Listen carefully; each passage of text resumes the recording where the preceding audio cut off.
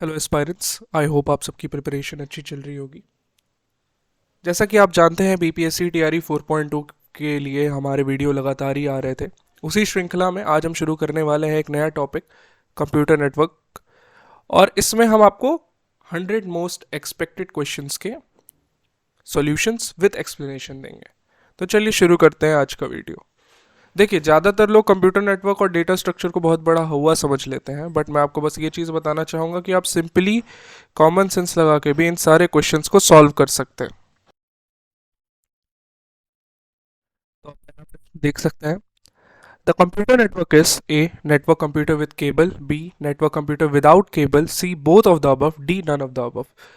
तो जैसे कि हमें पता है, कंप्यूटर नेटवर्क इज बेसिकली जब दो या दो से ज़्यादा कंप्यूटर एक नेटवर्क में कनेक्टेड हो, जिसमें वो फाइल ट्रांसफर कर सके, रिसोर्सेज शेयर कर सके एंड एटसेट्रा। तो ये जो कनेक्शन होता है between computers, between devices, this can be either with cable और विदाउट केबल। तो दैट्स वाई इसका आंसर हमारा होगा both of the above. A computer network can be either wired or wireless depending on the technology used to connect the computers. Both type of networks are common in different scenarios. Next, FTDI used which type of physical topology? A bus, B ring, C star, D tree. इस प्रश्न का सही उत्तर होगा ring. FDDI जो कि होता है fibre distributed data interface, ये रिंग टोपोलॉजी का यूज़ करता है। ये एक हाई स्पीड नेटवर्क स्टैंडर्ड होता है जो कि फाइबर ऑप्टिक केबल्स पे काम करता है, और ये डुअल रिंग स्ट्रक्चर को यूज़ करता है, जिससे ये इंश्योर करता है कि डेटा जो है वो दोनों डायरेक्शन में यूनी डायरेक्शनल ना हो, दोनों ही डायरेक्शन में ट्रैवल कर सके और बिना किसी फॉल्ट के। Question number 3, FTP stands for. ये तो बहुत आसान सा क्वेश्चन हो गया, मुझे लगता है आधे से ज़्यादा लोगों को इसका आंसर पता होगा। Option A file transfer protocol, B file transmission protocol, C form transfer protocol, D form transmission protocol.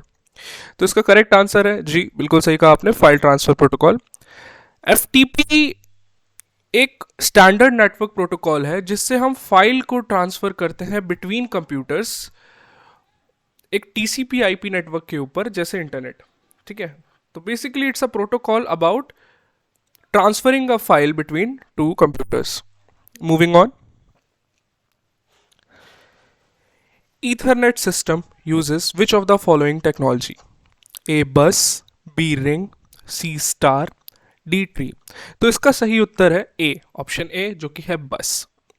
देखिए, ईथरनेट जो है ट्रेडिशनली बस टोपोलॉजी का यूज करता है, जहां पर सारे ही डिवाइसेस एक सिंगल कम्युनिकेशन लाइन पे कनेक्ट होते हैं। ये होती है आपकी बस टोपोलॉजी, कि एक ही कम्युनिकेशन लाइन पे सारे डिवाइसेस कनेक्टेड है। बट जो मॉडर्न ईथरनेट नेटवर्क्स हैं, वो कई बार स्टार टोपोलॉजी का यूज़ करते हैं, जहां पर सारे डिवाइसेस एक सेंट्रल स्विच या हब से कनेक्टेड होते हैं, बट उनमें भी जो अंडरलाइंग, मतलब जो बेस कम्युनिकेशन मेथड जो प्रेजेंट रहता है वहां पे, वो स्टिल बस टोपोलॉजी पे बेस्ड रहता है। दैट्स वाई इसका आंसर होगा बस topology.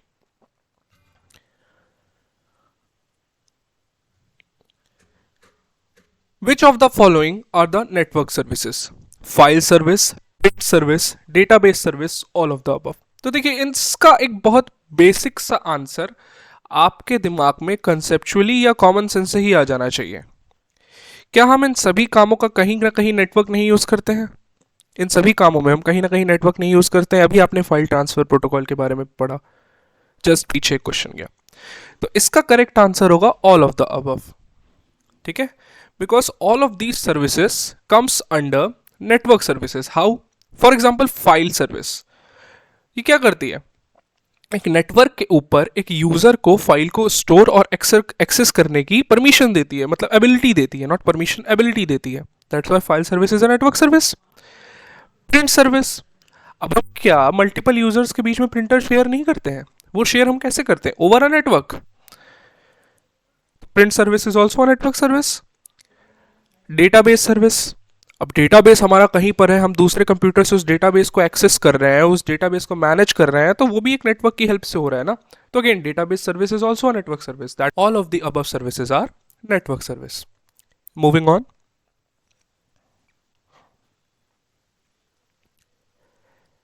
if devices are connected to a central hub, the topology is called, देखिए बस टोपोलॉजी तो हमने अभी अभी पढ़ा, एक सिंगल कम्युनिकेशन लाइन में सारे डिवाइसेस कनेक्टेड रहते हैं, तो बस टोपोलॉजी तो इसका बेसिकली आंसर नहीं होगा।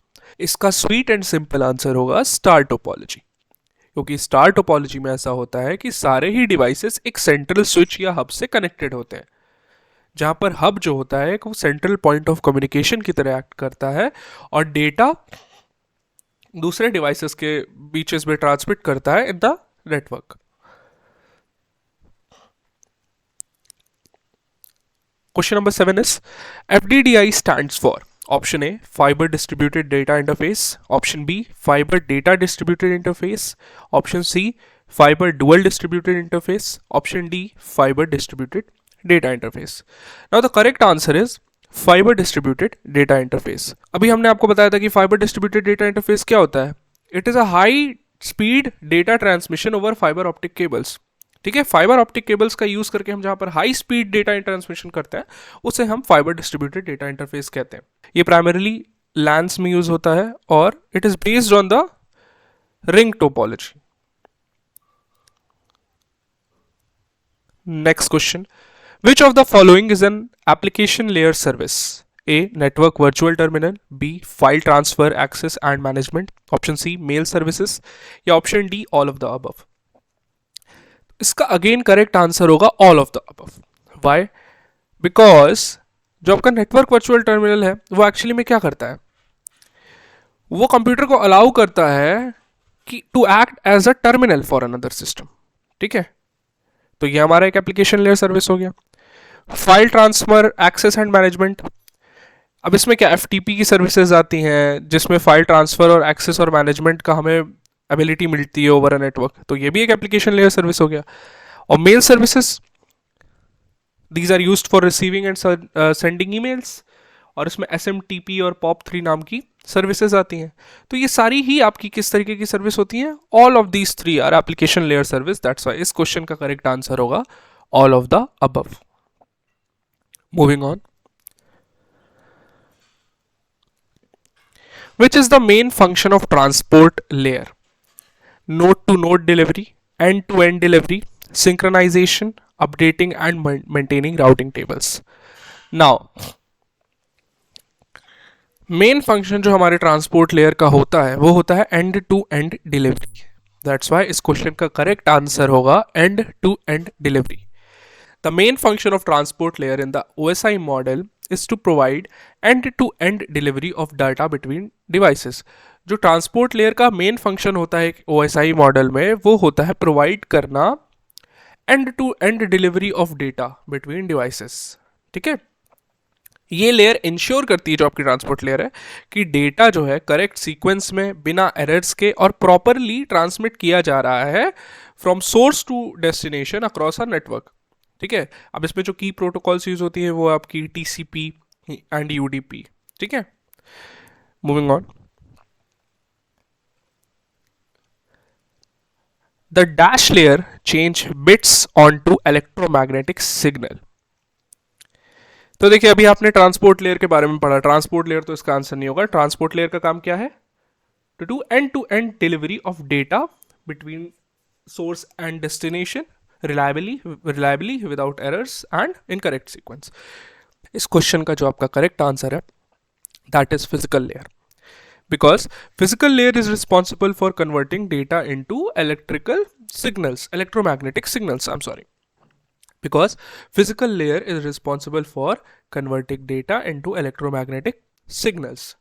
It handles the actual hardware transmission of raw data bits across the network. मतलब एक्चुअल जो हार्डवेयर ट्रांसमिशन हो रहा है रॉ डेटा का उसको कौन मैनेज करता है? फिजिकल लेयर, बिकॉज ये क्या करेगी? डाटा को इलेक्ट्रोमैग्नेटिक सिग्नल्स में कन्वर्ट करेगी। अब इन द एंड वही इलेक्ट्रोमैग्नेटिक सिग्नल्स तो फिजिकल जो वायर्स हैं उसके थ्रू ट्रांसमिट होते हैं।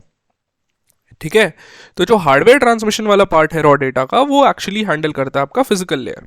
ऑलराइट, जैसे इलेक्ट्रिकल लाइट या रेडियो वेव्स में कन्वर्ट कर देता है वो डेटा को और उसको फिर एक फिजिकल मीडियम के थ्रू ट्रांसमिट कर देता है। जैसे लाइट होगी तो fibre optic cable, radio waves होगी तो वायरलेस, इलेक्ट्रिकल सिग्नल्स में कन्वर्ट करेगा तो दैट विल बी केबल्स वहां पर यूज हो जाएंगी हमारी। तो ठीक है, इस क्वेश्चन के साथ मैं आपको धन्यवाद कहना चाहूंगा कि आप एंड तक जुड़े रहे। ऐसे ही आगे और क्वेश्चन, और जब तक हम 100 एक्सपेक्टेड क्वेश्चंस कंप्लीट नहीं कर देते हैं तब तक आपके वीडियोस आते रहेंगे। कोई भी आपको डाउट हो इस वीडियो से रिलेटेड, किसी भी क्वेश्चन से रिलेटेड, कुछ भी एरर लग रहा हो, कुछ भी डाउट आ रहा हो, आप कमेंट में you are free to ask. That is it for today's video. Thank you.